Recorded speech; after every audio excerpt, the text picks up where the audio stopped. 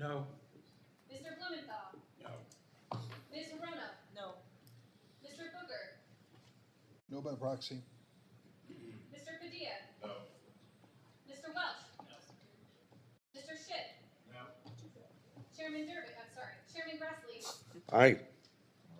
On this vote, the ayes are 12, the nays are 10. What is it? Okay. The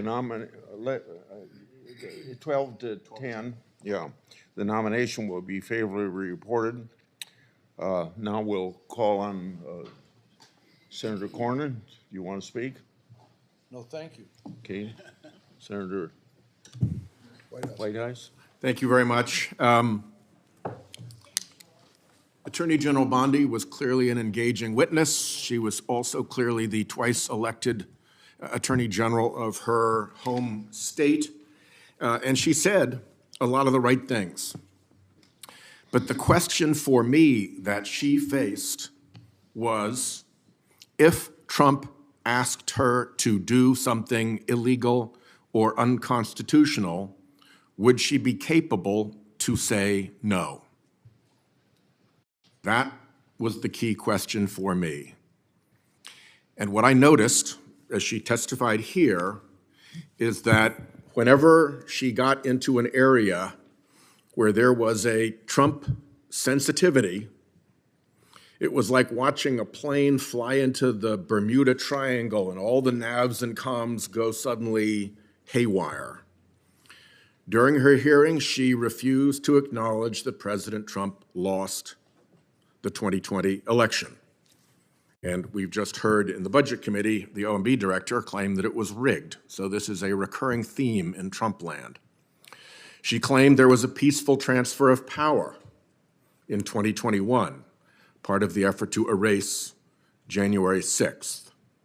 She refused to agree that there is presently no predication to investigate Special Counsel Jack Smith or Chair Liz Cheney.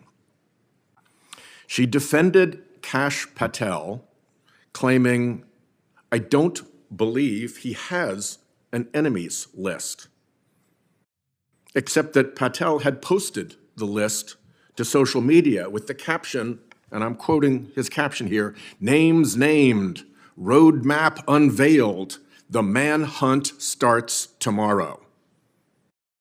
If that's not an enemies list, I do not know what is.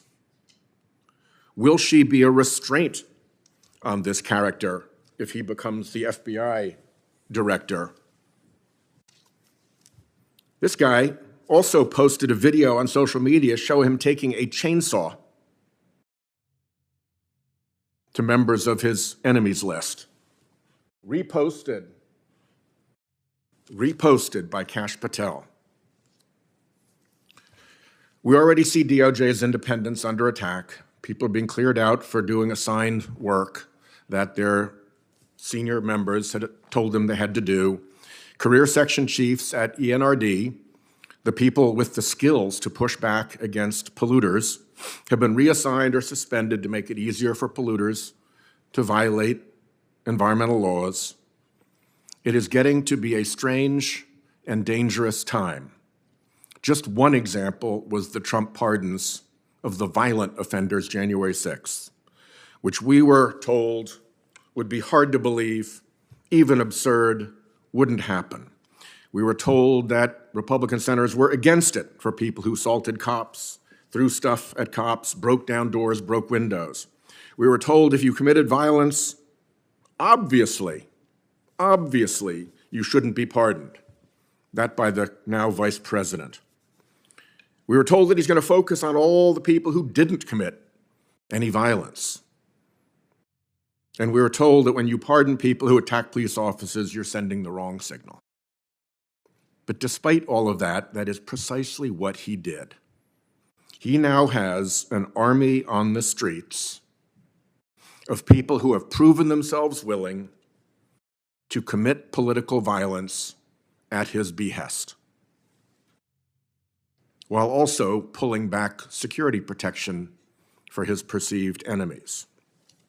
How violent are the people he pardoned? Well, it hasn't been long since the pardon, and one's already been arrested. Another has been killed in a shootout in an armed confrontation with police officers.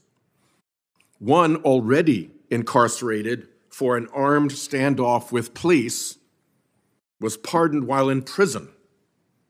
This is not normal. It's just one example of the way things are going. And somewhere, somehow, someone has to have the spine to say no. And I have regrettably concluded, based on watching that airplane spin into the Trump-Bermuda Triangle, that Pam Bondi will not be that person, so that is why I voted no.